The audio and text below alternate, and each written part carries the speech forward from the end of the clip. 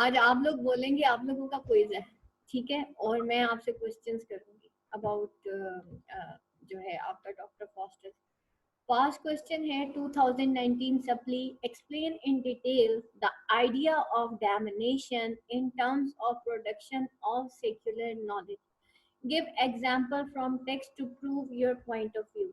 New कमर specially और old students भी एक चीज बेटा गौर से सुन लें, आप लोगों को हर बुक के एंड में बार बार बताया जाता है techniques to handle the question.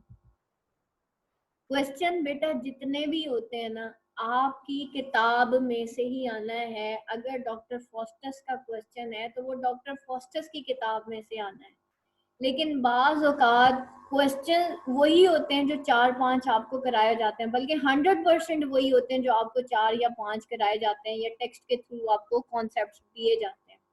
आपने उन्हीं को मोल्ड करके उसी मटेरियल में से एक न्यू आंसर जो है वो बनाना होता है, ठीक है।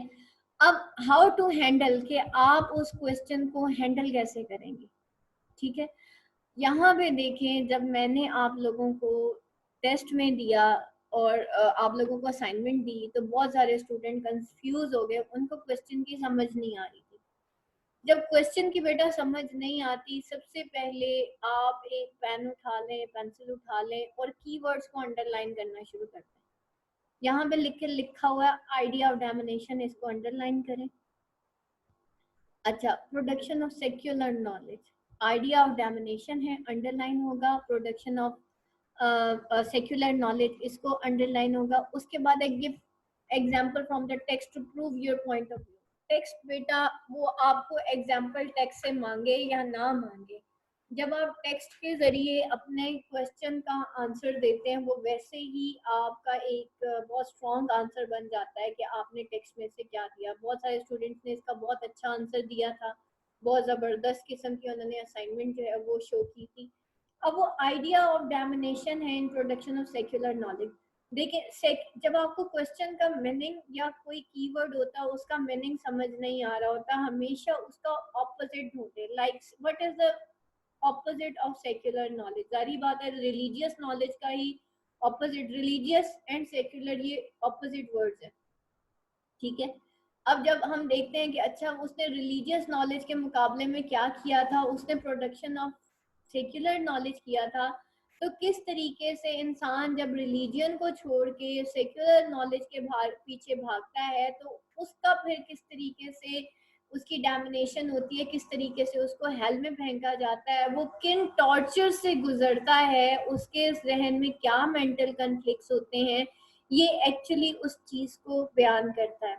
अब दूसरी चीज, अब आप देखेंगे कि प्रोडक्शन ऑफ सेक्युलर नॉलेज क्या थी, who was Dr. Foster's and how he has produced the, yeah, how he has chosen the path of secular knowledge। आप बताएंगे about the doctor Faustus. Christopher Marlowe ने की जो ट्रेजेडी है basically वो एक ऐसी ट्रेजेडी है जो कॉमन मैन की है, और क्रिस्टोफर मार्लो ये कहता है to earn as human being, इंसान जो है वो गलती का पुतला है। दूसरी चीज उसने ज्यादा जो है बताया अपनी ट्रेजेडीज के अंदर कि इंसान जो है जो एक मैन है उसके मेंटल कन्फ्लिक्ट्स को उसने ज्यादा हाईलाइट किया एज कंपेयर टू जो उसके आउटर सर्कमस्टांसेस थे। इडिपस रेक्स में हमने देखा फेट और डेस्टिनी और जो उसकी आउटर सर्कमस्टांसेस थे वो उसकी ट्रेजेडी का बायस बना। लेकिन डॉक्टर फॉस्टर्स में हमने देखा जो उसके इनर मेंटल कन्फ्लिक्ट्स थे, जो उसका गुड एंड इवल के दरमियान एक कॉन्फ्लिक्ट चल रहा था, actually that was the thing जो कि यहाँ पे दिखाई गई। और finally he has chosen the evil way instead of the good way. He has chosen the secular knowledge as compare to his religious knowledge। He has chosen the Mephistopheles and Lucifer path as compared to the God path which leads to the heaven। He has chosen the path of hell instead of choosing the path of heaven, and he has sold his he sold his he sell his जैसे कहना चाहिए soul, उसने अपनी soul जो है उसको cell कर दिया था। लूसीफर को एज कम्पेयर्ड कि वो अपनी सोल जो है वो उसको प्योर रहने देता, तो उसने अपनी सोल को जो है डर्टी कर दिया, उसने अपनी सोल को लूसीफर को दे दिया जस्ट टू मतलब अपनी डिजायर्स को पूरा करने के लिए। वो एक लस्ट की दुनिया में चला गया, वो एक डिजायरस लस्ट की दुनिया में चला गया और वो डिजायर्स के पीछे भागना शुरू कर उसने कर दिया। तो ही has chosen the path of desires instead of the path of faith. ठीक है, तो बजाय इसके कि वो जो है पाथ ऑफ फेथ को चूज करता, वो पाथ ऑफ जो है डिविनिटी को चूज करता, उसने पाथ ऑफ ब्लैक मैजिक को चूज किया ताकि वो अपनी तमाम डिजायर्स को पूरा कर सके। उसमें आप बताएंगे, ये तो हो गया जनाब उसका लुब्बे लबाब के उसने किस तरीके से सेक्युलर नॉलेज को प्रेफर किया टू द रिलीजियस वन, ये तो हो गया। ठीक है, अब उसमें अब प्रेफर तो कर दिया, what is the next, what is the term of production and secular knowledge. उसके बाद क्या हुआ, जब उसने चूज कर लिया तो उसके मेंटल कॉन्फ्लिक्ट स्टार्ट हुए। Number second step doctor fosters के अंदर मेंटल कॉन्फ्लिक्ट स्टार्ट होते हैं। उसके अंदर जो दो पार्ट्स होती हैं हर इंसान के अंदर, एक उसकी जमीर की आवाज होती है, एक उसके नफ्स की आवाज होती है। उसका जो जमीर है वो उसको मलामत करना शुरू हुआ। Now there seen the mental conflict जो कि एक इंसान के अंदर, एक ह्यूमन बीइंग के अंदर दिखाए गए कि किस तरह से evil parts and good parts जो है वो अपना जोर लगाती हैं इंसान के ऊपर, और इंसान जो है एंट्रैप हो जाता है between the good and evil. But हमारी जो डिजायर्स होती हैं, हमारी जो लस्ट्स होती हैं, वो हमें प्रोन कर देती हैं towards the evil. When ever इंसान जो है वो इवल के करीब जाएगा, वो अपने तमाम फेथ को नेगेट करके इवल की तरफ जाएगा।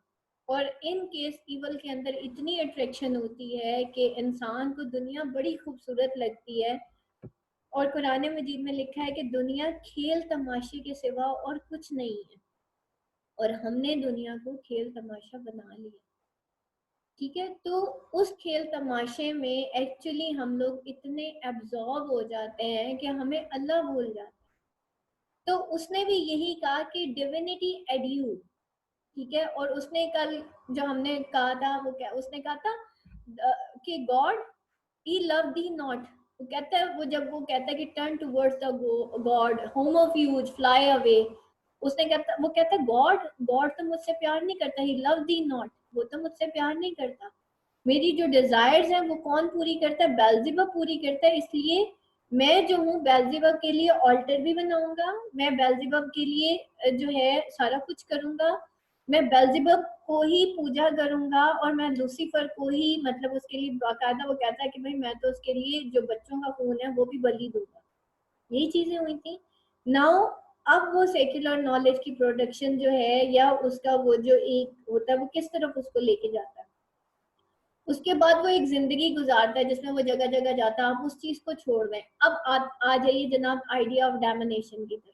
ठीक है, आइडिया ऑफ डैमिनेशन आपके लास्ट सीन में आता है कि जब इंसान जो है वो डैम हो जाता है, उसको बार बार उस ड्रामा के अंदर डॉक्टर फॉस्टर्स को हेल दिखाई जाती है, हेल के मनाजिर दिखाए जाते हैं। वो चाहता है कि वो जो है खुदा के बारे में सोचे, लेकिन फौरन से मेफिस्टोफेलिस आता है और वो कहता है अगर तुमने खुदा के बारे में सोचा, अल्लाह के बारे में सोचा, तो मैं तुम्हें क्या कर दूंगा, टीयर अप कर दूंगा, और वो डर जाता है। इसी तरीके से कई दफा जो है ये आइडिया ऑफ डैमिनेशन ही है, इंसान दुनिया में डैम्ड हो जाता है जब अल्लाह उससे अपना जिक्र छीन लेता है।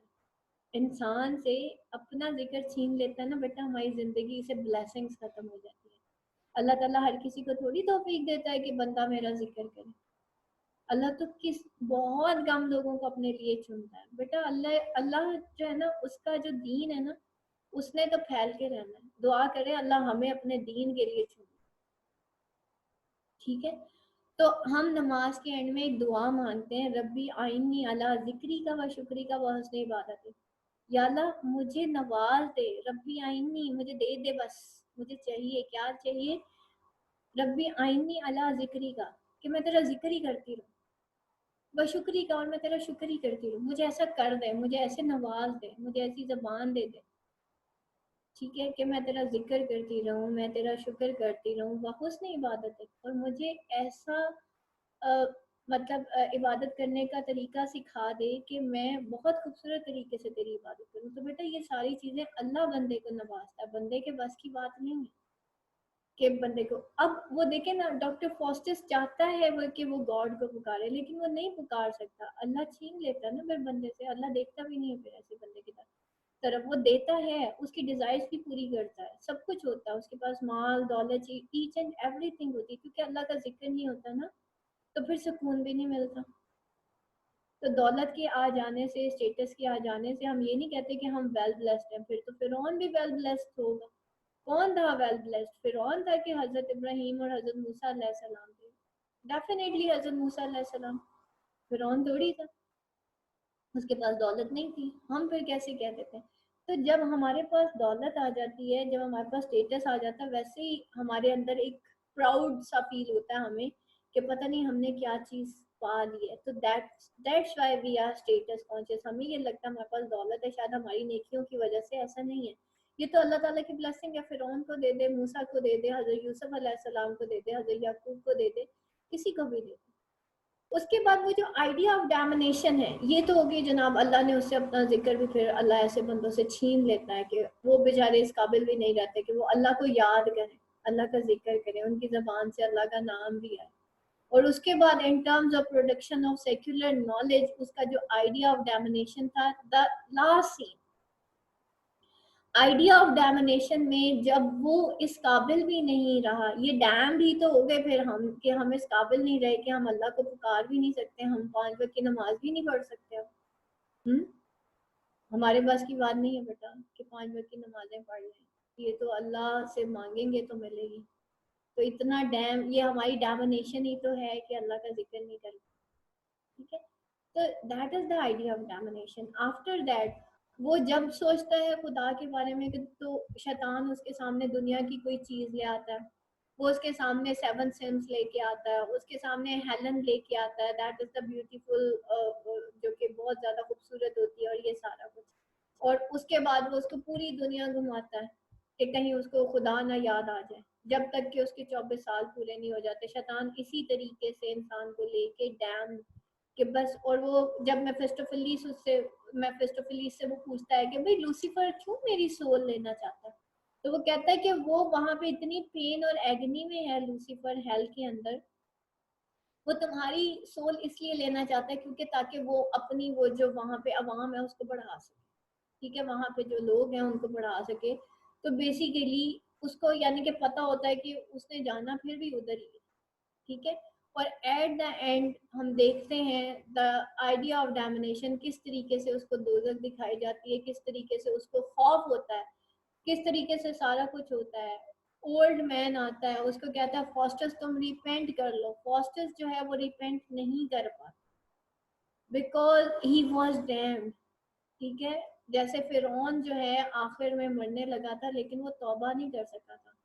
उसने हजरत मूसा अलैहिस्सलाम से कहा कि मूसा मुझे बचा लो, तो लेकिन वो फिरौन जो है वो नहीं बच सका था। और उस वक्त जो फरिश्ते हैं वो फिरौन के मुंह में खाक डाल रहे थे कि कहीं अगर इसने अल्लाह से तौबा कर ली ना, तो उसकी जो रहमत है ना वो तो बहुत ज्यादा हावी है। तो फिरौन ने ना गलती ये कर दी उस वक्त, उसने हजरत मूसा अलैहिस्सलाम से जो है ना मदद मांगी थी। अगर अल्लाह से मांगता तो बच जाना था। डॉक्टर फॉस्टस का भी यही हुआ था। वो जो है मतलब एट द एंड वो चाह रहा होता है कि वो तौबा कर ले, वो चाह रहा होता है कि वो रीपेंट कर ले, बट ही वो इतने ज्यादा डिप्रेशन में चला जाता है कि वो दोबारा जो है वो वापस नहीं आ सकता। वो जो फिरौन और मूसा का वाकया है ना, उसको एक शायर ने बड़ी खूबसूरती से एक शेर में बयान किया था कि चाही फिरौन ने मूसा से मदद, चूक गया गर्क ना होता, गर तुझको पुकारा होता। ठीक है, कि फिरौन ने मूसा से मदद मांगी थी। हजरत मूसा एक नबी थे, ठीक है, एक इंसान थे, उसने तो उनसे मदद मांगी थी, तो इसलिए चूक गया। चाहे फिरौन ने मूसा से मदद, चूक गया। गर्क ना होता, गर तुझको पुकारा होता, कि वो कभी गर्क नहीं हो सकता था। अगर उसने अल्लाह को एक दफा भी पुकार लिया होता तो अल्लाह उसको माफ कर देता। ठीक है, तो एट द एंड इंसान जब डैम होता है, basically God is waiting for us के बंदा जो है वो रिपेंट कर ले, लेकिन उसके जो अमाल होते हैं, उसका जो नफ्स होता है, उसका खौफ, उसका डिप्रेशन, उसकी पूरी जिंदगी उसमें जो इवन होता है वो उसके ऊपर हावी हो जाता है, जिसकी वजह से वो जो इंसान होता है वो डैम हो जाता है, उसको हेल फायर के अंदर फेंक दिया जाता है, उसको उस वक्त जो है दोजख दिखाई जाती है। That is the idea of damnation, कि इंसान पूरी जिंदगी अपनी जब बुरे उसके अंदर गुजारता है तो एट द एंड जो है उसका यही सेक्युलर नॉलेज हमारा, ये हमारे लिए डैमिनेशन का बायस बनेगा। हमने कैसा एम सीखा, उसको कहाँ पे लगाया, उसका क्या। अब देखें ना, लोग डिग्री लेते हैं और बेहया हो जाते हैं, ठीक है, तो that is not the quality of education, ये तो फिर क्वालिटी ऑफ एजुकेशन ना हुई ना। ठीक है, तो 2019 का paper in doctor Faustus Marlowe exposes the darker side of Renaissance, prove or refute the statement by reference to context। ठीक है, अब वो नेक्स्ट क्वेश्चन है कि डॉक्टर फॉस्टर्स ने मार्लो एक्सपोज करता है डार्कर साइड ऑफ रेनेसां। इसके टू की पॉइंट्स देखिएगा, number one Doctor Faustus, number two the Marlowe, और number three darker side of Renaissance. सबसे पहले तो आप जो है डॉक्टर फॉस्टर्स के बारे में बताएंगे कि वो जो है रेनेसां को किस तरह से प्रमोट करता है, और मार्लो जो है he was the product of the renaissance. सबसे पहले सॉरी, आप मार्लो के बारे में बताएंगे कि हु वाज मार्लो। अब मार्लो का यहाँ पे वो पूछ रहे हैं तो आप बताएंगे। नंबर टू डॉक्टर फॉस्टर्स के बारे में वो पूछ रहे हैं, आप बताएंगे। नंबर थ्री वो रेनेसां के बारे में पूछ रहे हैं, आप बताएंगे। तीन की पॉइंट्स हो गए। मार्लो कौन था, किस इरा का जो है, किस इरा को, किस ईयर को रिप्रेजेंट करता था, किस सेंचुरी को रिप्रेजेंट कर रहा था, और क्या था। डॉक्टर फॉस्टर्स कौन था, he was a Renaissance man. Through doctor Faustus Marlowe exposes the darker side of Renaissance. What is the meaning of Renaissance. Renaissance जो है फिर आप बताएंगे कि ये स्टार्ट हुआ था 15th एंड 16th सेंचुरी में फ्रॉम इटली, और फिर इसके अंदर क्या था कि इसके भी थ्री फेजेस थे, और इसके अंदर हमने देखा मार्लो ने बड़ा खूबसूरती से एक्सपोज किया डार्कर साइड ऑफ रेनेसां को, कि जब रीबर्थ ऑफ नॉलेज हुई, सारा कुछ हो गया, तो उसके बाद इंसान के अंदर एक lust for knowledge, lust for power, lust for discovery, lust for knowledge, power, discovery, और lust for beauty, lust for pleasure, lust for desires, ये सारी चीजें ओरिजिनेट हुई। ठीक है, उसके अंदर, इंसान के अंदर, इंसान ने अपनी डिजायर्स के पीछे भागना शुरू कर दिया।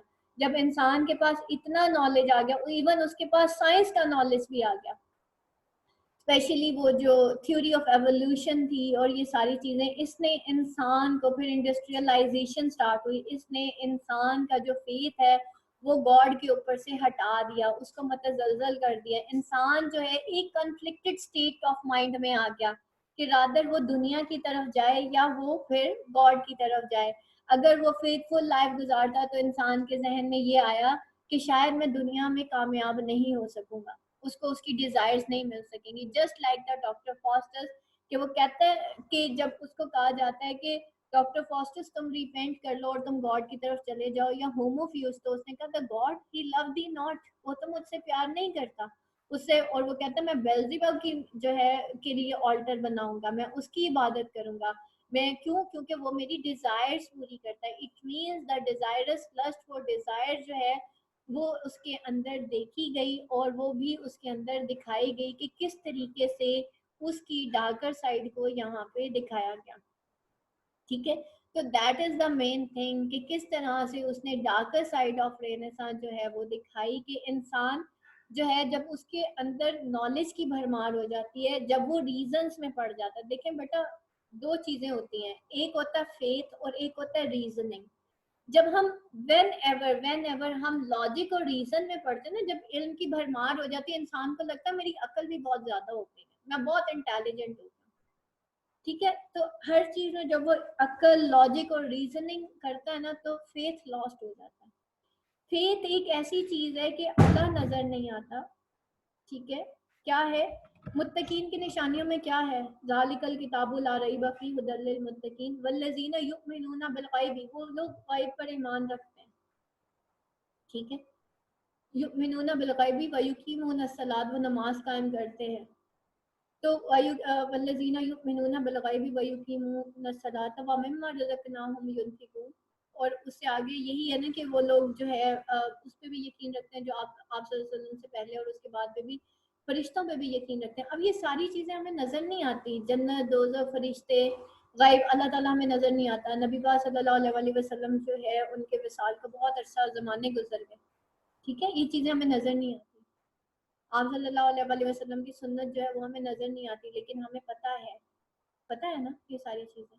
लेकिन क्या है, आज हम रीजंस की दुनिया में चले गए, आज हम लॉजिक की दुनिया में चले गए, ठीक है। आज जो है हम एक रेनेसा मैन है, we are just the servants of our desires, we are not servants और वी आर नॉट ओबेइंग अल्लाह और गॉड जो है। That's why we are not only damned in this world, we are also damned in the akhirah, ठीक है। That's why आज का जो रेनेसा मैन है वो कंफ्यूज स्टेट ऑफ माइंड का है। देखिए, इंसान को अल्लाह ताला ने फितरत सलीम पे पैदा किया है, ठीक है। उसको पता है कि अल्लाह है, उसको पता है कि this is the right and wrong. जब बच्चा पैदा होता है ना, उसके जहन में ये चीज रख दी जाती है, ओनली वन गॉड कॉन्सेप्ट, ये इंसान के अंदर रख दिया जाता है। हजरत इब्राहिम अलैहिस्सलाम देखें किस जगह पे पैदा हुए थे, लेकिन उन्होंने कहा कि नहीं भाई, एक ही गॉड होता है, एक ही अल्लाह होता है, उसके अलावा कुछ नहीं है। वो पहले चांद को देखते हैं, फिर सूरज को देखते हैं कि भाई ये भी गरूब हो जाता है, अच्छा ये भी गरूब हो जाता है। सितारों को देखते हैं, शायद ये पूजा के काबिल है, वो कहते हैं नहीं ये, मतलब ऐसी चीज तो अल्लाह हो ही नहीं सकती ना। तो फाइनली फिर उनको अल्लाह मिलता है, ठीक है। तो दैट इज द थिंग कि ये चीज अल्लाह ताला ने रखी हुई है इंसान के अंदर। लेकिन जब इंसान जो है वो अपनी अक्ल इस्तेमाल करना शुरू कर देता है, रीजन इस्तेमाल करता है, लॉजिक इस्तेमाल करता है, उसके पास लस्ट, मतलब बेशुमार नॉलेज आ गया ना आज हमारे पास। तो हमने क्या किया, हमने कुरान को पीछे रख के सारी डिग्रीज हम ले लेते हैं, एक कुरान को नहीं सीखते। हालांकि क्या है, एक किताब है, इससे कहीं ज्यादा एक मैट्रिक के बच्चे ने किताबें पढ़ी हुई होती है। एक कुरान है, वो नहीं सीखा। मैथ्स हम प्रैक्टिस करते हैं, इंग्लिश लिटरेचर हम प्रैक्टिस करते हैं कि नहीं करते? कुरान मजीद को प्रैक्टिस किया अभी तक? किया नहीं किया, ठीक है। कभी एक ही आयत को, कभी एक आयत पढ़ी उसको प्रैक्टिस किया, उसे दिन 4 दिन 10 दिन 15 दिन। अभी देखिएगा ये रेनेसा पे कितनी प्रैक्टिस होती है, कितनी किताबें खोलेंगे आप, ठीक है। इसके लिए आप डिक्शनरी भी खोलेंगे, इसके लिए पता नहीं क्या क्या खोलेंगे। कुरान को पढ़ने के लिए कितनी किताबें और खोली हैं, कितनी डिक्शनरीज खोली हैं, कितने लोगों को कंसल्ट किया। What is the reason behind that? We are living in a world जो कि लॉजिक, रीजन, इसके पीछे लॉजिक क्या है जी, इसके पीछे रीजन क्या है? जब तक हमें लॉजिक और रीजन नहीं मिलेगी तब तक हम वो किताब पढ़ेंगे ही नहीं। और किताब भी कौन सी पढ़नी है, डिग्री कौन सी लेनी है जिसमें पैसा ज्यादा होगा। नबी पाक सल्लल्लाहु अलैहि वसल्लम ने कहा था ना, मेरी उम्मत का फितना माल होगा, देख लेंगे, ठीक है। वो वाली डिग्री जिसमें पैसा ज्यादा, तो वो हम अपने इंटरेस्ट के हिसाब से नहीं पढ़ते। तो ये जो मॉडर्न मैन है ना, वो लॉजिक रीजंस का इंसान है। उसके अंदर लस्ट फॉर नॉलेज है, लस्ट फॉर वेल्थ भी है, lust for power, lust for discovery, lust for, अब जो है जब उस इंसान के अंदर ये लस्ट है ही बड़ी बुरी चीज, चाहे फिर वो लस्ट फॉर नॉलेज हो, डिस्कवरी हो, पावर हो। अब जो डॉक्टर फॉस्टिस है वो एक रेनेसा मैन है, he has proven to be a man of renaissance. He has taken aside his faith on God and he has adopted or chosen a secular knowledge known as black magic just to accomplish his all desires, ठीक है। वो अपनी तमाम desires जो कि उसकी lust for knowledge, power, discovery, each and everything होती है, वो एक आर्ट चूज करता है, वो एक नॉलेज चूज करता है, that is the secular knowledge and that is the black magic. उसके बाद जो है वो उसकी किस किस तरीके से वो उसकी लस्ट फॉर नॉलेज को शो करता है। उसकी लस्ट फॉर नॉलेज क्या है कि because he is a Renaissance man, सबसे पहले तो वो जब सारी किताबें पढ़ जाता है तो उसके बाद वो ब्लैक मैजिक को चूज करता है। उसकी लस्ट उसको एक्चुअली उस तरफ लेके जाती है। अगर उसके अंदर क्रेविंग फॉर नॉलेज होती तो वो राइट पाथ चूज करता, क्योंकि उसके अंदर लस्ट थी, उसके अंदर लालच थी, इसलिए रॉन्ग पाथ यूज किया। फिर उसके अंदर लस्ट फॉर डिस्कवरी था, उसने मेफिस्टोफेलिस का साथ लिया और उसने फिर वो सारे उसके अंदर डिजायर्स थी, वो जो है प्लेजर सीकिंग एटीट्यूड था उसका, एपिकरस उसकी नेचर थी, फिर एस्थेटिक एथिस्ट था, एथिस्ट हो गया था, ना खुदा हो गया था, उसने कहा कि नहीं भाई मेरा ईमान ही कोई नहीं। तो ये सारी चीजें जो है एक्सपोज करती हैं darker side of the renaissance, कि रेनेसां के अंदर नॉलेज तो आया, लेकिन रेनेसां वो ने इंसान को अगर शऊर दिया तो उसके साथ साथ इंसान को इवल वेज पे भी रेनेसां की वजह से, ये जो रीबर्थ ऑफ नॉलेज हुई, इसकी वजह से इंसान एक मेंटल कन्फ्लिक्ट, एक कंफ्यूज स्टेट ऑफ माइंड में चला गया, और दैट्स व्हाई फिर जो है मार्लो ने इसकी डार्कर साइड जो है वो एक्सपोज की, कि आज का जो मैन है वो लॉजिक और रीजन का मैन तो हो गया रेनेसां की वजह से, लेकिन he is not a man of faith, he is not a man जो कि गॉड वेज को फॉलो करता हो और वो ये सारा कुछ करता हो। देख लें अंग्रेज ने हमसे ज्यादा अच्छी किताब लिख दी है भाई, ठीक है, उसने बड़े खूबसूरत तरीके से जन्नत दोज़ख के कॉन्सेप्ट को, ईच एंड एवरीथिंग को बहुत कंप्लीटली शो किया है। और मेरी ये आंखें खुली इंग्लिश लिटरेचर पढ़ने के बाद थी। इंग्लिश लिटरेचर पढ़ने के बाद मैंने दोबारा से कुरान मजीद खोला, दोबारा से खोला, और फिर मैंने उसको प्रैक्टिस करके पढ़ना शुरू किया, तो मुझे फिर मज़ा आया जब मैंने ये एक वो पढ़ा था कि हज़रत अबू बकर सदीक ने कहा कि मैंने सूरतुल बकरा जो है इसको सीखने में 13 साल लगा दिए, सीखने में, यानी कि कुरान को सिर्फ पढ़ना नहीं है, इसको सीखना है। तो सीखने की बात आई थी, खाली रट्टा नहीं लगाना, तिलावत नहीं करनी, वो भी करें, ज़रूर करें, लेकिन आगे भी और भी बहुत कुछ करना है। 2018 सपने, do you think you have thirst for more knowledge, do you think कि if you have thirst for more knowledge should face a similar end which Dr. Foster's met discuss what exactly led to Dr. Foster's downfall? क्या आपको लगता है ये जो thirst है for more knowledge ये face करता है एक सिमिलर एंड को, जो कि डॉक्टर फॉस्टर जिससे मेट किया, ठीक है, जिससे मिला। अब आपके क्या ख्याल में कि क्या ये थर्स्ट फॉर मोर नॉलेज जो है वो फेस करती है सिमिलर एंड को जैसे विद डॉक्टर फॉस्टर्स मेट? आपकी क्या ख्याल है? Discuss what exactly led to doctor Faustus downfall. अब देखिए, मैंने आपको कहा था एक होती है thirst for knowledge, craving for knowledge, एक है lust for knowledge. Doctor Faustus जो है, अब यहाँ पे वो कहता है कि भाई अगर एक इंसान के अंदर थर्स्ट फॉर नॉलेज है तो क्या वो इसी तरह के उसमें पड़ेगा? देखिए, नॉलेज होना और शऊर होना ये दो अलग अलग चीजें हैं।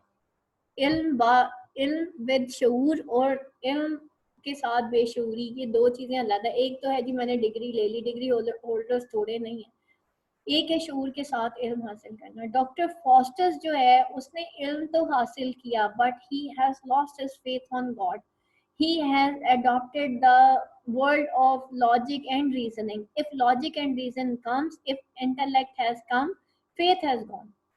अगर हमारा इंटेलेक्ट, हम अक्ल से हर चीज देखना शुरू कर देते हैं ना, जो चीज नजर आती है उसके पीछे भागना शुरू कर देते हैं, तो बेटा फेथ खत्म हो जाता है। फेथ ये कहता है कि वो शेर है ना कि काफिर जो है शमशीर पे करता है भरोसा, मोमिन तो है बेतैग भी लड़ता है सिपाही। तो वो जो काफिर होता है बेटा वो तो तलवार के साथ लड़ता है, वो तो तलवार के ऊपर भरोसा करता है कि मेरे पास तलवार है तो मैं लड़ूंगा। और जो मोमिन होता है ना उसके पास तलवार नहीं भी होती ना, वो फिर भी लड़ता है, अपने ईमान पे लड़ता है। तो if faith goes everything goes, ठीक है। उसने इल्म तो हासिल किया but he has lost his faith on God just because of his desires. उसमें उसके नॉलेज का मसला नहीं था, उसमें उसकी डिजायरस और उसकी लस्टी नेचर का मसला था। तो नॉलेज तो इंसान को कभी भी डाउनफॉल जो है उसको नहीं देता। he has thirst for knowledge but he has the last knowledge, the last secular knowledge he has adopted। देखिए 24-25 साल की उम्र में हम अपनी जिंदगी का आधे से ज्यादा इल्म हासिल कर चुके होते हैं, उसके बाद हमने एक फील्ड चूज करनी होती है, रादर इट इज राइट और रॉन्ग, ठीक है। अभी आप सारे इस 20 से 25 के दरमियान या इससे शायद ऊपर होंगे या नीचे होंगे, 25 के अप्रोक्सीमेट लगा दूं ना इस वक्त। एवरेज जो बच्चे हैं यहाँ पे 25 के आसपास होंगे, एवरेज की बात कर रही हूँ, सारू ही नहीं करी। तो एवरेज 25 साल का है तो उसने अपनी आधे से ज्यादा जिंदगी, अब वो पॉइंट आ गया है कि आपने अपनी जिंदगी का एक रास्ता चूज करना है एंड वो सही भी हो सकता है और वो गलत भी हो सकता है, उसमें नॉलेज का कसूर नहीं है, इसमें हमारी अपनी चॉइस का है। डॉक्टर फॉस्टर्स का हमाशिया ये था कि उसने इतना इल्म हासिल करने के बाद एक रास्ता चूज किया, वो सेक्युलर नॉलेज का था, वो ब्लैक मैजिक का था, वो अपनी डिजायर्स के पीछे भागा था, इसलिए उसका डाउनफॉल हुआ था। उसके नॉलेज की वजह से उसका डाउनफॉल नहीं हुआ था। थर्स्ट फॉर नॉलेज उसकी ये थी कि उसने डिविनिटी तक मास्टर्स कर लिया था, उसने वहां तक डॉक्टरेट कर ली थी। Lust for knowledge leads to secular knowledge and that leads to magic. Magic ठीक है, ब्लैक मैजिक की तरफ चला था, और वो तो जो था वो प्रोहिबिटेड नॉलेज है, और वो उसकी वजह से वो डैम्ड हुआ था। That is not just because of the thirst for knowledge. Thirst for knowledge is a different thing. Thirst for knowledge आपका फेथ जो है उसको जो है इंक्रीज करेगी। थर्स्ट फॉर नॉलेज जो है वो आपको गॉड की याद दिलाएगी। जैसे मैंने कहा ना कि अल्लाह की मारिफत हो जाना ही सबसे बड़ी जो है इंसान की कामयाबी होती है। Success is not the thing कि जी मैं अपने हस्बैंड पे डिपेंडेंट नहीं हूँ। मुझे तो आज का ये औरत का स्लोगन भी समझ नहीं आता कि मैं अपने हस्बैंड पे डिपेंडेंट नहीं हूँ। बेटा ये एक बहुत गलत चीज है जो हमने सोच लिया कि मुझे अपने हस्बैंड से मांगना पड़ता है। ये कोई अना का मसला नहीं है कि मुझे अपने हस्बैंड से मांगना पड़ता है। बेटा ये मेरे हस्बैंड के ऊपर फर्ज है कि वो मेरा नान नफका पूरा करे, और अगर मुझे कोई चीज की जरूरत है तो मुझे अपने हस्बैंड से मांगना भी चाहिए। ठीक है, ये कोई गुनाह नहीं कर दिया मैंने अगर मैंने अपने हस्बैंड से कहा कि देखिए मुझे इस चीज की जरूरत है, आप मुझे ले दें, और अगर वो मुझे ना कर दें तो शायद मेरी इज्जत नफ्स मजरूह हो जाती है। ऐसा कुछ भी नहीं। ये जो हमने एक एक छोटी छोटी सी बातों को अपनी अना का मसला बना दिया ना, मुझे इस चीज की समझ नहीं आती बेटा। इस तरह से जिंदगियां नहीं गुजरती होती। जो चीज अल्लाह ने हमें दी है ना, वो नॉलेज के जरिए जरा किताबें खोल के टटोल के देखें कि बीइंग अ वीमेन मेरे ऊपर अल्लाह ताला ने क्या रेस्पॉन्सिबिलिटी डाली है, और एक मर्द के ऊपर अल्लाह ने क्या रेस्पॉन्सिबिलिटी डाली है। आपको खुद पता चल जाएगा कि why I am dependent on my husband. और ये डिपेंडेंट इंडिपेंडेंट का मसला नहीं है, ये कोई कंपटीशन का मसला नहीं है कि मैंने ज्यादा कमाना है और मेरे हस्बैंड ने ज्यादा कमाना है, या मैं ज्यादा ब्रिलियंट हूँ या मेरे हस्बैंड ज्यादा ब्रिलियंट है। That is a relationship. अगर तो आपका नॉलेज आपको इस रिलेशनशिप के अगेंस्ट लेके जा रहा है, दैट इज अ रॉन्ग। ठीक है, लेकिन अगर आपका नॉलेज आपको बता रहा है कि देखो तुम औरत हो, तुम्हारी ये ड्यूटी है, तुम मर्द हो, तुम्हारी ये ड्यूटी है, then it is a good thing. ठीक है, तो नॉलेज इटसेल्फ गुड नहीं, गुड और बैड नहीं होता, हम उसको कैसे परसीव करते हैं, हम उसका कैसा यूज करते हैं, दैट इज द थिंग। ठीक है, तो कभी भी thirst for more knowledge, that never ever, end पे ये जरूर लिखिएगा कि थर्स्ट फॉर नॉलेज कभी भी इंसान का के डाउनफॉल का बायस नहीं बनता। ठीक है, lust for knowledge, lust for degree, lust for discovery, lust for जिसे कहना चाहिए अथॉरिटी, वेल्थ, डिजायर्स, और ये जो हमारी एपिकरस नेचर है, हर वक्त खाने पीने की सोच में पड़े रहना, ये एक्चुअली इंसान के डाउनफॉल का बायस बनता है। इसमें कोई बेटा मसला नहीं है कि अगर हमें अपने हस्बैंड से कह के कोई चीज मंगवानी पड़ती है या हम उनके ऊपर डिपेंडेंट है या कुछ इस तरह। That is a relationship, that is a bond, that is a different thing. उस चीज को आप कभी भी ये चीज मत समझिएगा कि जी आज मेरी डिग्री इतनी हो गई है तो आज मैं अपने हस्बैंड पे डिपेंडेंट नहीं हूँ। हर इंसान, नो मैन इज आइलैंड। ठीक है, कोई भी इंसान आइलैंड को देखे कैसा होता है, जजीरा होता है एक समंदर के अंदर जिसका किनारा भी किसी साहिल के साथ नहीं मिला होता, और उस आइलैंड की कोई हैसियत नहीं होती। तो दुनिया में एक चीज याद रखिएगा, no man is island, everyone is dependent on each other. ठीक है, जितना औरत अगर डिपेंडेंट होती है मर्द के ऊपर, इतना मर्द भी औरत पे डिपेंडेंट होता है, और इसमें कोई अना का मसला नहीं है। ये दुनिया ही ऐसे बनी है, रिलेशनशिप्स पे बनी हुई है, और हर चीज, हर इंसान दूसरे इंसान के ऊपर डिपेंडेंट है। दर्द दिल के वास्ते पैदा किया इंसान को, वरना अतात के लिए कुछ कम ना थे करो बयां। अल्लाह ताला ने फरिश्ते पैदा किए थे, वो थोड़ी जोड़ा जोड़ा है। अल्लाह ताला ने इंसानों को पैदा किया, जोड़ा जोड़ा पैदा किया, दर्द दिल के लिए किया ना, पैसे कमाने के लिए थोड़ी किया। ठीक है, तो that is the thing, the knowledge that leads you towards wisdom, that is the accurate knowledge.